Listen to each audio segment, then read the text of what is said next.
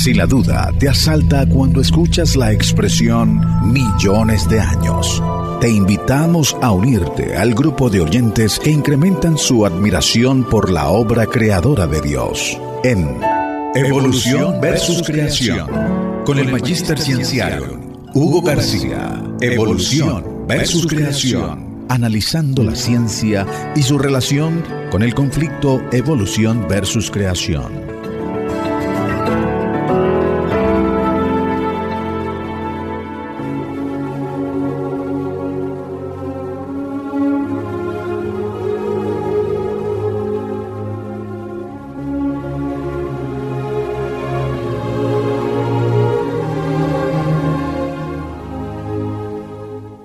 Apreciados oyentes de este programa, sean bienvenidos a su espacio radial Evolución versus Creación. Hoy trataremos el tema ¿puede la materia por sí misma producir vida? Este tema, sobre nuestro origen, ha adquirido mayor relevancia a medida que pasa el tiempo. La teoría de la evolución ya ha sido introducida en todos los niveles educativos, desde la enseñanza primaria hasta el nivel universitario. Los libros de texto exponen el darwinismo como si fuese una ley infalible de la naturaleza. No se menciona en esos libros de texto que un sector importante de la comunidad científica refuta la aseveración evolucionista que la selección natural y la casualidad se hermanaron para crear millones de especies de seres vivos. Es conveniente recalcar que los científicos que desmienten la teoría darwinista lo hacen aduciendo razones científicas y no argumentos religiosos. Nuestro capítulo previo versó sobre si es posible que la materia se organice a sí misma y pueda por sí sola, basándose en reacciones químicas, producir vida.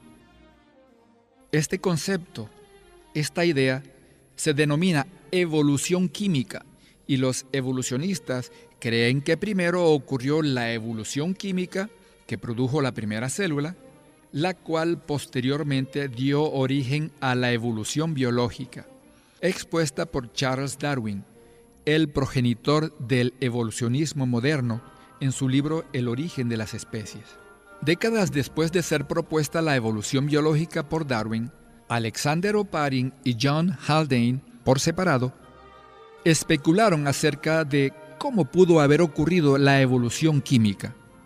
Ellos sugirieron que todo comenzó con sustancias químicas sencillas que produjeron los primeros aminoácidos, y estos después produjeron proteínas y otras sustancias químicas más complejas, las cuales se agruparon y formaron el primer ser viviente, la primera célula. 25 años más tarde, el bioquímico Stanley Miller decidió estudiar la hipótesis de Oparin y Haldane. Para ello, diseñó un aparato en el cual colocó los gases hidrógeno, amoníaco, metano y vapor de agua. Los sometió a calor y a descargas eléctricas. La elección de estas sustancias químicas la hizo porque se suponía que estos gases componían la atmósfera de la Tierra antes de la aparición de la vida. En 1953, Stanley Miller publicó el resultado de sus experimentos y desde entonces ha sido uno de los trabajos más citados por los partidarios de la evolución. La razón es simple. En su experimento, simulando las condiciones atmosféricas previas a la formación de la vida, el señor Miller obtuvo pequeñas cantidades de algunos aminoácidos. Por supuesto, este resultado deleitó a los evolucionistas. Para ellos, esto constituía una evidencia clara de que su hipótesis era cierta. Los aminoácidos son los ladrillitos de la vida. Todo lo que tiene vida tiene aminoácidos en sus células. Sin aminoácidos no es posible la vida. Recordemos la relación entre los aminoácidos y las proteínas. Una proteína usualmente contiene centenares de moléculas de aminoácidos. Los aminoácidos son como los ladrillos y la proteína es como la construcción. De modo que, con el resultado del experimento de Miller, el evolucionismo pensó que en experimentos posteriores, más elaborados, más refinados, se podría crear una célula en el laboratorio. El astrónomo evolucionista Carl Sagan declaró que la vida iba a ser fácil de producir artificialmente. Lo más importante de todo fue que, según el evolucionismo, ya no era necesario invocar la figura de un creador para explicar la aparición de la vida. La teoría de la creación especial, la del diseño inteligente, quedaba entonces desacreditada. Sin embargo, poco tiempo después, al analizar fríamente el resultado del experimento de Miller, surgieron varias complicaciones y tropiezos que cambiaron radicalmente el panorama. Muchos científicos adelantaron objeciones serias al experimento y a sus deducciones. En nuestro capítulo anterior mencionamos dos objeciones. La primera está relacionada con la elección de los gases para el experimento. Miller empleó hidrógeno, además de metano, vapor de agua y amoníaco. El hidrógeno es el elemento químico más simple y el más liviano de todos los gases. En el planeta Tierra, el hidrógeno se escapa hacia la parte superior de la atmósfera y hacia el espacio exterior. De modo que es improbable que la atmósfera primitiva pudiese contener hidrógeno en cantidad significativa. Por lo tanto, la inclusión de hidrógeno en el experimento no fue apropiada. Esta es una buena razón para refutar el experimento de Miller. La segunda objeción está relacionada con los aminoácidos obtenidos. Las proteínas en el ser humano contienen 20 aminoácidos diferentes. Miller, en su trabajo inicial, obtuvo menos de 6. Empleando 20 aminoácidos solamente, el organismo humano produce miles de proteínas distintas. Una situación similar ocurre con las letras y el idioma. Con poco menos de 30 letras se forman miles de palabras. La relación entre letras y palabras es similar a la relación entre aminoácidos y proteínas. Cada proteína contiene de centenares a miles de aminoácidos, y cada proteína tiene una composición específica, una secuencia precisa de aminoácidos. Cambiar esa secuencia ocasiona que la proteína se convierta en otra. Notemos entonces la complejidad que involucra a la vida.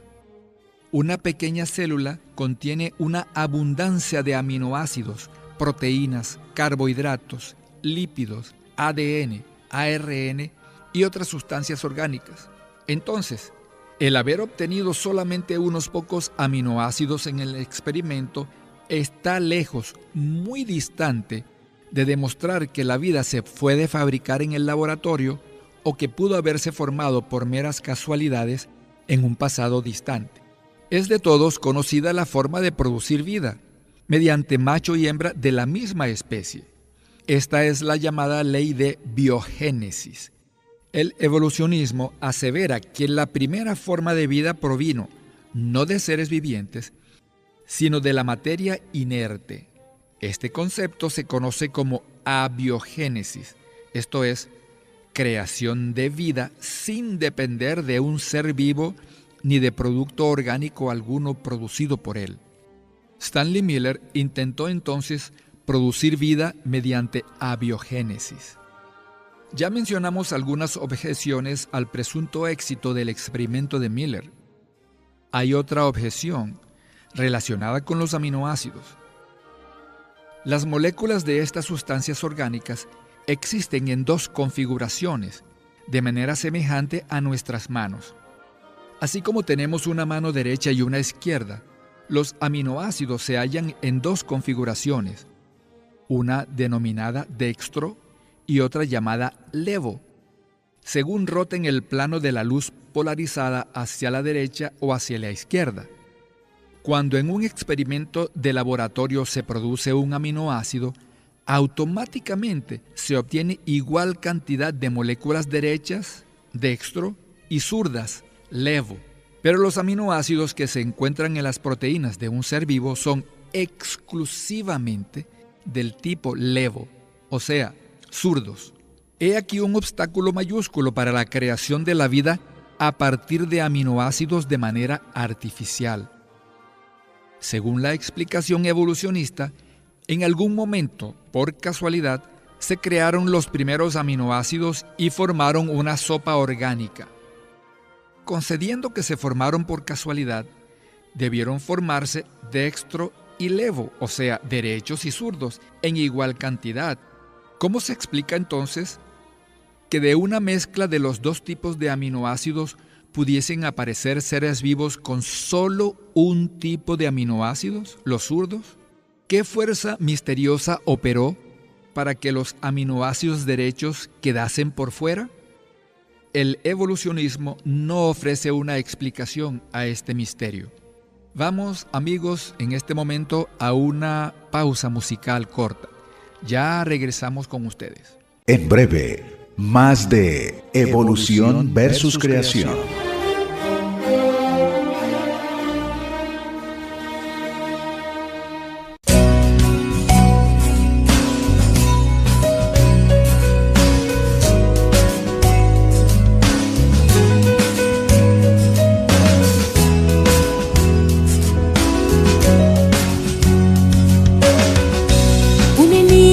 Se ha resuelto en mi vida después de tantas volteretas y piruetas día tras día. Tú me has hablado y me has guiado, y pensar que tantas veces he sentido que una voz silente y susurrante muy constantemente me había insistido en ser un nuevo ser.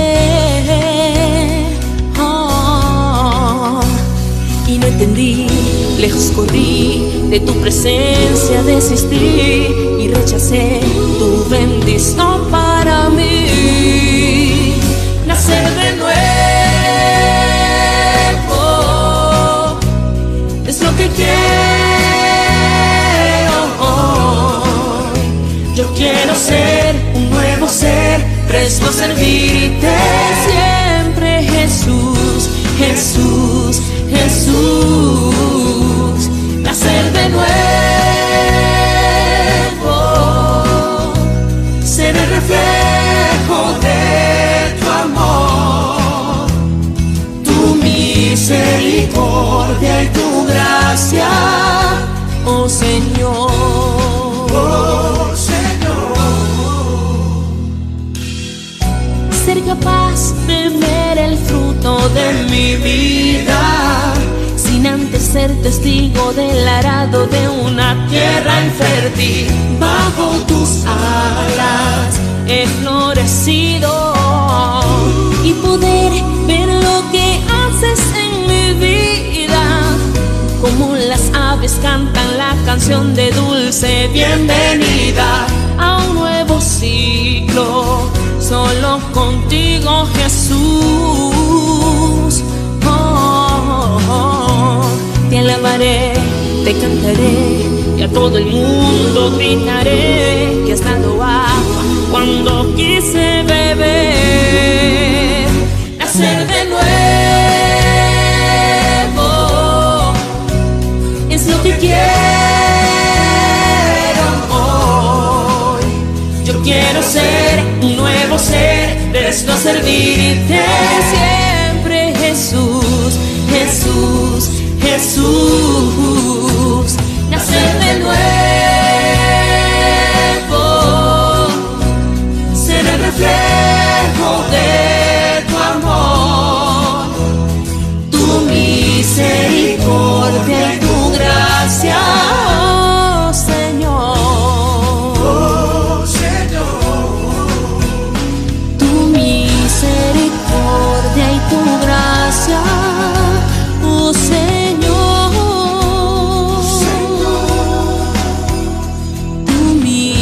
Misericordia y tu gracia, oh Señor.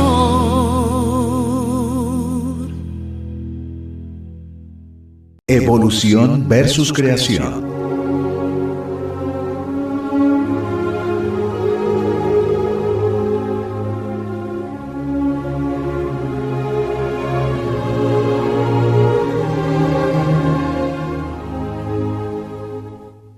Estamos de vuelta con su programa Evolución versus Creación. Hoy nuestro tema es: ¿puede la materia por sí misma producir vida? Recién estábamos considerando algunas objeciones al experimento de Stanley Miller. Consideremos otra objeción al experimento. Según el evolucionismo, las primeras sustancias orgánicas estaban disueltas en agua, la cual era abundante en la tierra primigenia. Muchos investigadores cuestionan que dichas sustancias se pudiesen crear en cantidad suficiente para formar una sopa orgánica de una concentración adecuada para que pudiesen reaccionar químicamente. Un caldo orgánico de muy baja concentración, similar a añadir una pizca de sal en una piscina, no garantizaría un resultado satisfactorio en la producción de una célula. De manera pues que, independientemente del resultado obtenido por Miller, es sumamente improbable que en la tierra primigenia se pudiesen formar sustancias orgánicas. Esto se debe a que, en el supuesto negado de que se formasen aminoácidos, su concentración sumamente baja, al estar disueltos en una gran cantidad de agua, haría inviable que las moléculas pudiesen reaccionar unas con otras para formar proteínas. Hay otro aspecto que ha sido cuestionado en cuanto a la existencia de la presunta sopa orgánica. Si alguna vez hubo un caldo que contenía aminoácidos o cualquier otra sustancia orgánica, no dejó evidencias en el suelo o en las rocas profundas, donde aparecen los primeros fósiles. Por regla general, los restos petrificados que se encuentran a mayor profundidad en las entrañas de la Tierra corresponden a los primeros seres que aparecieron. Y si un consomé orgánico dio origen a esos primeros seres, debió dejar evidencias en las rocas inferiores. Pero hasta ahora dicha existencia no se ha confirmado. En ningún lugar se han conseguido restos que hagan suponer que la sopa orgánica alguna vez existió. De manera pues que la hipótesis del caldo orgánico responsable de la evolución química no ha sido confirmada. Ninguna evidencia la respalda y no ha pasado de ser una mera especulación. Algunos investigadores del origen de la vida han formulado otra objeción al experimento de Stanley Miller. En él, el experimentador empleó trampas para aislar los productos que se formaron del resto de las sustancias reactantes. Asimismo, manipuló los gases dentro de un aparato y los confinó para procesarlos. Esta interferencia por parte del científico marca una diferencia con respecto a las condiciones sin dirección ni organización que tendrían los gases en la Tierra primigenia. La manipulación de un aparato de laboratorio y el establecimiento de las condiciones para favorecer el resultado esperado revelan una planificación inteligente. Y esto difiere diametralmente con la ideología evolucionista, la cual atribuye a la casualidad la aparición de la vida, de la complejidad y la belleza que observamos en la naturaleza. Según el evolucionismo, la formación de los aminoácidos y su disolución en agua para formar la sopa orgánica ocurrió sin dirección alguna, por pura casualidad. Pero para intentar demostrar que la evolución química ocurrió, se apoyan en un experimento planificado y ejecutado por un ser inteligente, el científico, lo cual constituye un contrasentido. Evidentemente no han conseguido respaldo en la casualidad, su fundamento ideológico, para demostrar que la vida sobrevino mediante un consomé orgánico. Existe otra objeción al experimento de Miller en cuanto a su validez para demostrar la factibilidad de la formación artificial de la vida. Esta objeción está relacionada con las proteínas. Recién mencionamos que las proteínas están constituidas por aminoácidos. Una proteína sencilla, entre comillas, puede contener 100 o más aminoácidos, mientras que una proteína compleja tiene usualmente varios centenares de aminoácidos. Recordemos que en los seres vivos existen 20 tipos distintos de aminoácidos. Mediante combinaciones diferentes de aminoácidos, se forman varios miles de proteínas. Así como con las letras podemos formar miles de palabras, también combinando los diferentes aminoácidos, se producen miles y miles de proteínas distintas. A menudo asociamos las proteínas con los músculos, pero además de servir como base estructural de un organismo, estas sustancias también son esenciales para el funcionamiento normal de las células. Dentro de una diminuta célula se desarrolla una actividad formidable, comparable al funcionamiento de una gran fábrica. En la célula se ejecuta continuamente una cantidad enorme de reacciones químicas y en cada paso, en cada transformación, hay una proteína responsable. Cada pequeño paso requiere de una proteína específica para efectuarlo. En una fábrica de automóviles, el montaje de cada pieza, pequeña o grande, es realizado por un operario o por un robot en algunos casos. En la microscópica célula, los operarios son las proteínas. Cada pequeño paso es catalizado, es acelerado mediante una proteína específica. Es por esta razón que hay miles de proteínas en una minúscula célula. Ahora bien, conociendo cómo están constituidas las proteínas y qué funciones desempeñan, consideremos nuestro tema de hoy. ¿Es posible que la materia por sí misma pueda producir proteínas? ¿Es factible la evolución química o abiogénesis? ¿Será cierto lo que asevera el evolucionismo, que los primeros seres vivientes aparecieron por casualidad, por abiogénesis, sin dirección externa alguna? En su experimento, Miller, simulando el proceso de abiogénesis, apenas produjo unos pocos aminoácidos. En años subsiguientes, otros experimentadores, variando las condiciones del experimento, han producido casi todos los 20 aminoácidos naturales. ¿Y las proteínas? ¿Ha podido alguien producir una proteína de manera artificial? Hay miles de proteínas distintas. ¿Algún experimentador ha logrado sintetizar tan solo una proteína? Pues no, en absoluto. Pero si ya han obtenido aminoácidos, ¿por qué no han podido avanzar al próximo paso, el cual es fabricar proteínas? Bueno, la alta complejidad de las proteínas es el escollo principal. La desproporción entre un aminoácido y una proteína es similar a la existente entre un ladrillo y un rascacielos. Una molécula de proteína es una sucesión de centenares de aminoácidos enlazados formando una larga hebra enredada. Imaginemos un filamento de espagueti cocido de 1 metro de largo, colocado dentro de un bol. La maraña que forma el espagueti con vueltas y contorsiones nos da una idea de cómo es en realidad una molécula de proteína. Sintetizar una proteína no es tarea sencilla. Es necesario respetar la secuencia correspondiente de aminoácidos, así como es necesario mantener la secuencia de las letras en un escrito si queremos preservar su significado. Por lo tanto, para que de manera casual, en una sopa orgánica, como lo plantea el evolucionismo, se pudiese formar una proteína, es necesario incorporar el aminoácido adecuado en el momento adecuado, en el lugar adecuado y mantener fuera el aminoácido inadecuado. Que se produzca entonces una proteína de manera casual, como suponen que ocurrió en la Tierra primigenia, es sumamente improbable.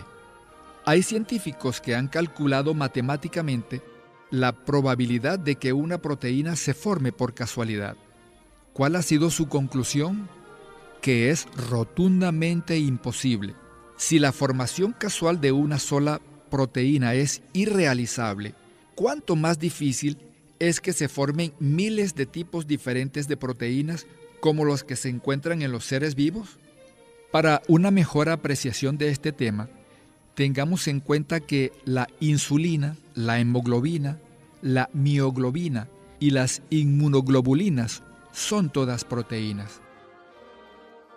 De manera pues que Miller logró obtener aminoácidos de manera artificial, porque son sustancias sencillas, pero de ninguna manera puede servir su experimento para demostrar que de manera casual se puede formar vida. En realidad, su experimento y muchos otros que se han efectuado después de él por otros investigadores han evidenciado que la evolución química es imposible.